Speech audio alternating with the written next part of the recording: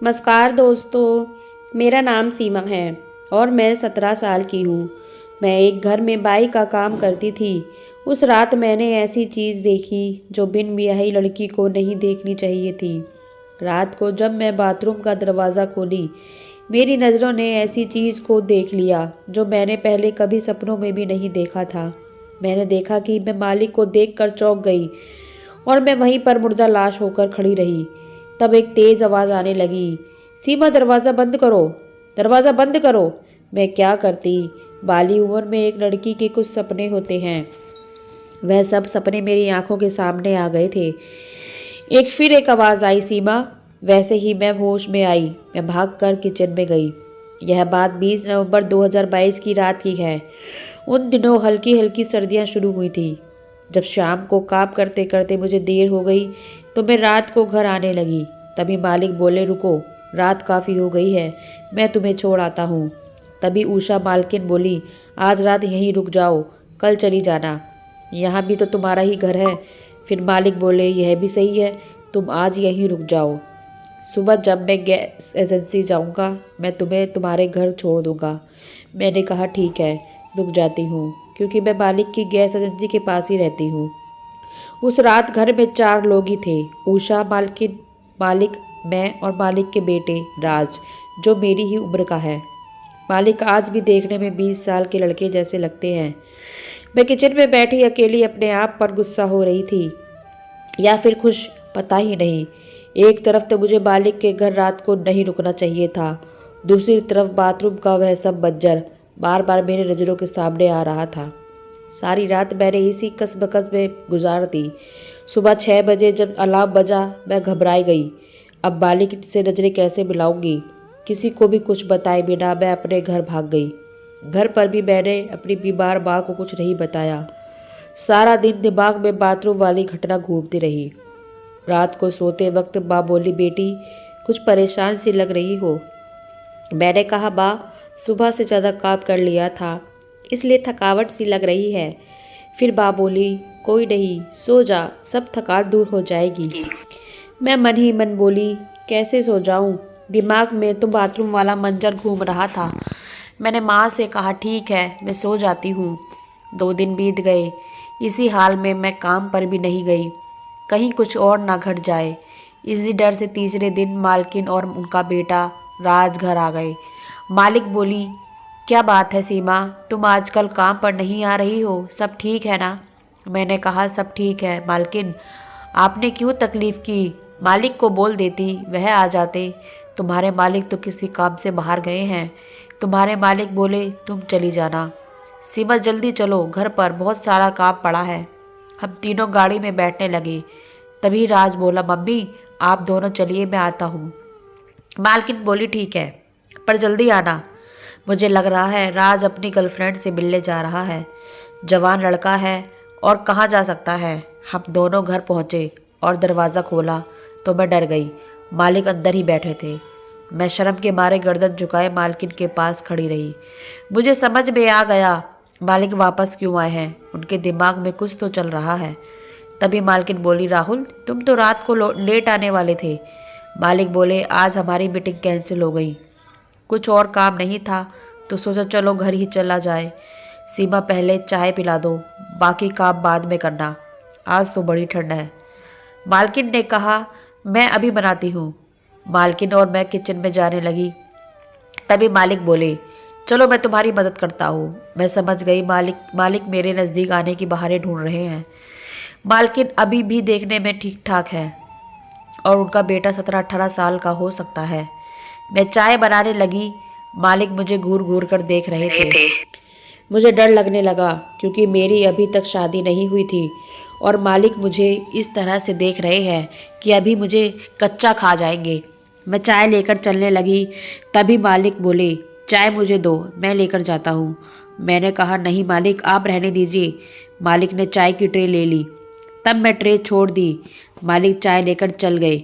मैंने घर का सारा काम फटाफट पूरा किया और जैसे ही बाहर चलने लगी अचानक से मालिक सामने आ गए। मैं उनसे टकराने वाली ही थी, बच गई। भगवान की दया से जाते जाते रास्ते में मुझे राज मिल गया। जो अपनी गर्लफ्रेंड से मिलकर आ रहा था। मैं बोला, क्या बात है दीदी, आज आप जल्दी जा रही हो? मैंने बहाना बनाते हुए कहा, माँ की तबीयत थोड़ी ख़राब है। यह सब छोड़ो और यह बताओ कि आज उसे क्या दिया तुमने? राज बोला, आज मैंने उसे एक ड्रेस गिफ्ट की। थोड़ा घूमे, कुछ खाए और फिर मैं उसे घर के पास छोड़कर चला आया। राज से बात करने के बाद मैं घर चली गई। फिर अचानक बैठे बैठे मेरा दिल ज़ोर ज़ोर से धड़कने लगा। बाथरूम का वह मंजर मेरी नज़रों के सामने आने लगा। मैं सोचने लगी कि क्या यह बात मैं माँ से बताऊँ या फिर नौकरी छोड़ दूँ। यह ठीक रहेगा, नौकरी छोड़ देती हूँ। अगले दिन जब मैं नौकरी छोड़ने के लिए बोलने जाने लगी, तभी मुझे ख्याल आया कि क्यों ना नए कपड़े पहन के जाऊँ। जैसे ही वहाँ पहुँची, मालिक दरवाजे पर ही खड़े थे। काले रंग की शर्ट पहने हुए थे, शायद जैसे गैस एजेंसी जाने के लिए, और मैं पीले रंग का फ्रॉक पहन के गई थी। मालिक मुझे गहरी नज़र से निहार रहे थे। फिर मुझसे बोले, यह सब क्या है? मालिक ने आवाज़ लगाई। तभी मालकिन भाग कर आई और बोली, क्या हुआ, क्या बोल रहे हैं? तभी अचानक मालकिन मुझे देखकर चौंक गई और बोली, सीमा तुम हो? मैंने कहा, जी, इस ड्रेस में कितनी अच्छी लग रही हो। आज के बाद ऐसे ही कपड़े पहना करो। मालिक ने कहा, तुम इस फ्रॉक में बहुत सुंदर लग रही हो। मालिक और मालकिन को इतना खुश देखकर मैं नौकरी वाली बात बोल ही नहीं पाई। फिर मैं अंदर चली गई और काम करने लगी। काम करने करते किसी ने मुझे पीछे से चींटी काटी। मैं गुस्से से पीछे मुड़ी और देखा तो राज था। दीदी, आप तो बहुत खूबसूरत लग रही हो। राज, थैंक्स। अच्छा राज, एक बात बताओ, आज मालिक और मालकिन बड़े खुश लग रहे हैं, क्या बात है? क्यों दीदी, तुम्हें नहीं पता कि आज पापा मम्मी की शादी की सालगिरह है? मैंने मन ही मन सोचने लगी, अच्छा हुआ आज मैंने नौकरी छोड़ने की बात नहीं बोली। इस खुशी के मौके पर उन्हें कितना बुरा लगता। कल बोल दूंगी। तभी आवाज़ आई, सीमा यहाँ आओ। मालकिन बुला रही थी। राज बोला, दीदी जल्दी जाओ, मम्मी बुला रही हैं। मैं मालकिन के कमरे में गई। मालकिन बेड पर बैठी थी। मालकिन ने कहा, यहाँ आओ। मैं भी उनके पास जाकर बैठ गई। आज मैं तुम्हें कुछ देना चाहती हूँ, मना मत करना, मालकिन ने कहा। मैंने हाँ में गर्दन हिलाई। मालकिन ने मुझे अपनी सबसे प्यारी साड़ी दे दी और बोली, यह तुम पर खूब जचेगी। मैं साड़ी लेकर किचन में वापस आ गई। राज अभी तक किचन में ही था। मेरे हाथ में साड़ी देखकर बोला, यह तो मम्मी की साड़ी है। मैंने कहा, उन्होंने मुझे दे दी है। वह, दीदी यह तो आप पर मस्त लगेगी, आप मुझे पहन के दिखाओ ना प्लीज़। अभी? हाँ दीदी अभी। देखो तो मम्मी की साड़ी आप पर कैसी लगती है। मैं ड्राइंग रूम वाले बाथरूम में जाकर साड़ी पहन के आई। राज मुझे साड़ी में देखते ही बोला, एकदम दीदी आप तो बहुत ज़्यादा खूबसूरत लग रही हो। इस साड़ी में मैंने शीशे में अपने आप को देखा, सच में ही अच्छी लग रही थी। मालकिन की साड़ी फिर मैं पहनने ही घर का काम करती रही। शाम को जब घर आने का टाइम हुआ तभी राज बोला, दीदी चाय बना दो। मैं बोली, ठीक है, बना कर लाती हूँ। यह कहकर राज अपने बेडरूम में चला गया। मैं किचन में चाय बनाने लगी कि मुझे बाहों में भर लिया। मुझे पता था कि राज है, फिर से मजाक कर रहा है। मैं उसके मजाक का बुरा नहीं मानती थी, लेकिन उसने मेरी गर्दन पर किस किया। मैं चौंक कर जब पीछे मुड़ी कि तो मालिक थे। मैं घबरा गई और बोली, मालिक आप ये क्या कर रहे हैं? सीमा तुम उषा की साड़ी में क्या कर रही हो? यह साड़ी तो मालकिन ने मुझे पहनने के लिए दी है। मुझे नहीं पता था कि साड़ी में तुम हो। और अपना एक कान पकड़कर बोले, माफ़ करना मुझे। यह बोलकर किचन से चले गए। मैं हैरान थी, पहली बार किसी मालिक ने कान पकड़कर माफ़ी मांगते हुए मैंने देखा था। फिर मैं राज को चाय देकर अपने घर आ गई।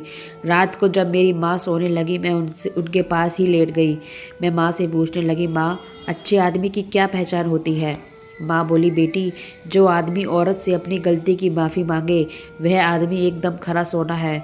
यह बात मेरे दिल पर जाकर लगी और मैं मालिक के ख्यालों में खोने लगी। एक औरत का कैसा पति होना चाहिए वह मालिक में नज़र आने लगा था। जब मैं अगले दिन मालिक के घर पहुंची तो क्या देखती हूँ, कुछ लोग घर में हल्ला कर रहे थे। मुझे कुछ समझ में नहीं आया ये क्या हो रहा था। मैं बहुत घबराई हुई थी। कुछ समय बाद माहौल थोड़ा शांत हुआ, तब समझ में आया वह सब लोग राज के लिए आए हुए हैं। राज की गर्लफ्रेंड का बाप और उसके रिश्तेदार हैं। लड़की के घर पर पता चल गया कि राज का उनकी लड़की के साथ चक्कर चल रहा है। इसीलिए वह सब राज को धमकाने के लिए यहाँ आए हैं। मालिक ने लड़की के बाप को समझाया कि बच्चे हैं, गलती हो जाती है। आपकी लड़की हमारे लड़के को पसंद करती है और हमारा लड़का आपकी लड़की को पसंद करता है। यह तो अच्छी बात है। भगवान का दिया हमारे पास सब कुछ है, आप देख ही रहे हैं। क्यों ना हम इन दोनों की शादी करवा दें, क्या कहते हैं? यह सब बात सुनते ही लड़की के बाप ने कहा, ठीक है, 1 हफ्ते बाद दोनों की सगाई कर देते हैं। मालिक भी मान गए। दोनों गले मिले। फिर लड़की का बाप और उसके रिश्तेदार सब चले गए। मालकिन बोली, यह क्या कर रहे हो? ऐसे घटिया खानदान की लड़की मिली थी। तब मालिक ने कहा, तो क्या हो गया, सब ठीक तो है। उन्होंने भी गुस्सा छोड़ दिया। तुम भी छोड़ दो। तो मालकिन ने कहा, ना ये लड़की से मिलता और ना यहाँ पर यह हंगामा होता। कल को शादी के बाद लड़की के साथ कुछ हो गया तो पता नहीं ये लोग क्या क्या करेंगे। मैं और राज सब चुपचाप सुन रहे थे। मालकिन बोली, अब सगाई नहीं, सीधी शादी करूँगी। इसके 2 दिन में नई लड़की ढूंढ के मालिक बोले, लड़की कहाँ से लाएगी? वह तुम मुझ पर छोड़ दो। मालकिन ने कहा, सीमा, शादी तक घर की कोई भी बात बाहर नहीं जानी चाहिए।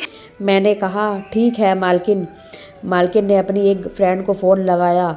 अपनी फ्रेंड से बोली, निहारिका, मुझे तुमसे अभी मिलना है। वह बोली, आज घर पर ही हूँ, आ जाओ। मालकिन कार लेकर गई। हम तीनों सारा दिन घर पर यही सोचते रहे, अब क्या होगा, कैसे होगा। हमारी जान अटकी पड़ी थी और मालकिन का इंतज़ार करते रहे। देर रात को मालकिन घर पर आई। मालकिन बोली, हम कल ही राहुल की शादी करेंगे। यह सुनते ही हमारी जान में जान आई। हम अगले ही दिन निहारिका मैडम के घर गए और घर में 8-10 लोग थे और एक लड़की दुल्हन का जोड़ा पहने बैठी थी। उसका नाम ईशु था। राज की शादी ईशु के साथ हो गई। हम लड़का लड़की को लेकर वापस मालकिन के घर आ गए। शाम को जब मैं अपने घर जाने लगी तब मालकिन ने मुझे 5,000 रुपये दिए। मैं पैसे लेकर अपने घर आ गई। अगले दिन से मैं कभी मालिक के घर काम करने नहीं गई और ना ही उन्होंने कभी मुझे कॉल किया या मुझे बुलाने आए। मैं मालिक के घर का काम छोड़कर कहीं और काम देखने लगी थी, लेकिन वह बाथरूम वाला मंजर आज भी मेरी नज़रों के सामने आता है। मैं अगर किसी के घर काम करती हूँ तो सावधानी के साथ करती हूँ, ताकि ऐसी कोई चीज़ ना देखूँ जो बिन ब्याही लड़की को नहीं देखनी चाहिए। दरअसल उस रात जब मैं बाथरूम में गई तो मालिक नहा रहे थे। मैं मालिक को उस अवस्था में देख लिया था जो मुझे नहीं देखना चाहिए था। उसकी वजह से आज भी वह मंजर मेरी आंखों के सामने घूमता है और जब भी यह बात मुझे याद आती है मुझे बहुत शर्मिंदगी महसूस होती है। इसलिए अब मैं कहीं भी काम करती हूँ तो काफ़ी सावधानी के साथ करती हूँ। तो फ्रेंड्स, ये कहानी आपको कैसी लगी कमेंट्स बॉक्स में ज़रूर बताइएगा। कहानी को लाइक व शेयर जरूर कीजिएगा और चैनल पे नए हैं तो सब्सक्राइब कीजिएगा। कहानी सुनने के लिए धन्यवाद।